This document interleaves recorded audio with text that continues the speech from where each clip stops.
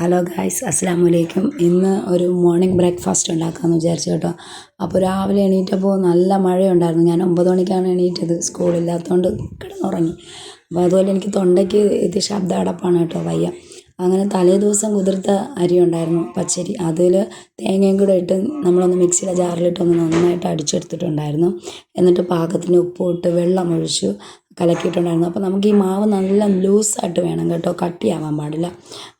എന്നിട്ട് നമ്മൾ പാൻ അടുപ്പത്ത് വെച്ചിട്ട് അതിലോട്ടൊഴിച്ച് നമുക്കൊന്ന് അടച്ച് വയ്ക്കാം.